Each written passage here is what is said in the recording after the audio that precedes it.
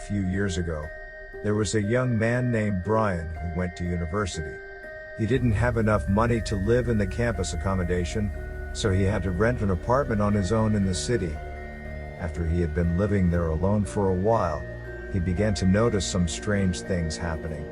Often, when he came back from college, the curtains in his bedroom would be drawn, when he distinctly remembered having left them open when he left that morning. At other times, some of his belongings seemed to have been moved and other possessions were nowhere to be found. These strange occurrences started to creep Brian out, so the young man decided to talk to his friends, Trisha and Alex, about the situation. They met him at a local diner and, over coffee, he told them all about the strange things he had noticed. "Maybe I'm just being paranoid," said Brian. "But I just get the sneaking suspicion that someone is breaking into my apartment during the day while I'm at university and what?" interrupted Alex. "Rearranging your curtains and moving your stuff around. Who in their right mind would bother doing that?" "It sounds crazy, but you might have a stalker," said Trisha. "It's a possibility. If it's true, I think the best thing to do is contact the police." "What can the police do?" asked Alex. "They're not going to spend their time keeping your apartment under surveillance. Besides, there's no damage to any of your things. There's no sign of a break-in. In short, there's no evidence. So what options then?" pleaded Brian. "I can't just do nothing. I know how you can put your mind at ease," said Trisha. "It's easy. Just get a video camera, set it up in your bedroom and leave it running when you go to college. If you really do have a stalker, you can show the tape to the police as evidence." "You know, that's a great idea," said Brian. "And if you're really just paranoid and crazy, you can show the tape to your psychiatrist," joked Alex. That night, Brian borrowed Trisha's video camera and brought it home. The very next morning, he hid it discreetly under some folders on his desk. Before he went to college, he pressed the record button and left the running.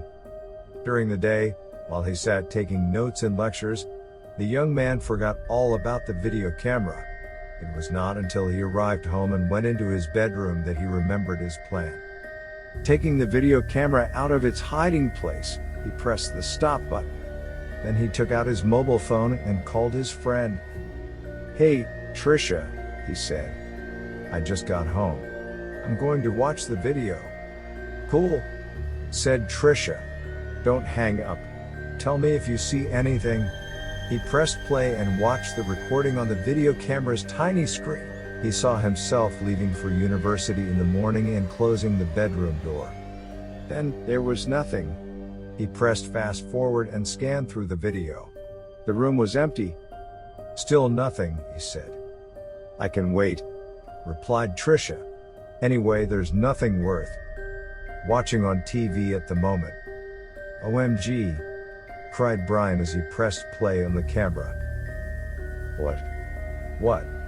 Trisha begged excitedly. "The door's opening," said Brian. "It's a woman." "What's she doing?"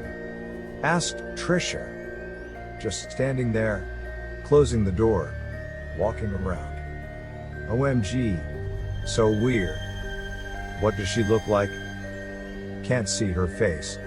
Long, black, stringy hair. Tattered dress." "Do you know her?"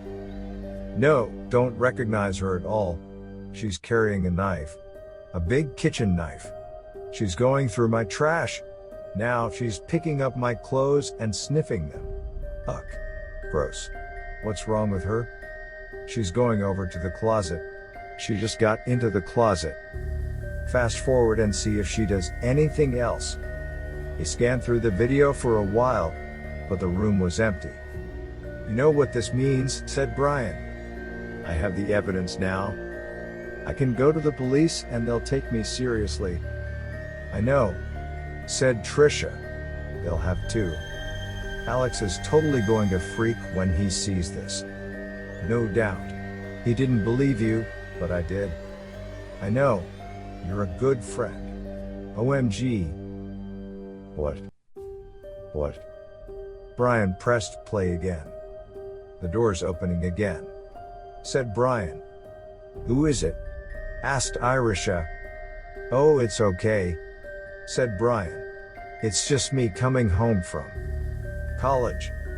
He watched himself on the screen, shutting off the camera. Let's go to the police now, said Trisha. We'll go with you. We can show them the tape. Okay. I'll meet you at the diner in 15 minutes, said Brian as he grabbed the video camera. Okay. Wait a minute, said Trisha. You said she got into the closet. Did she ever leave? Brian, did she ever get out of the closet? A chill ran down Brian's spine. Behind him, he heard the closet door creak open. Brian, get out of there, screamed Trisha, but it was too late. The phone went dead. When she tried to call him again, there was no answer. Later that evening, the police found the body of the 18-year-old college student lying in a pool of blood. He had been stabbed 21 times. The video camera was clutched in his cold, dead hands. When the police examined the camera, they discovered that the memory card was missing. No trace of the woman was ever found. Right now, she could be hiding in your closet.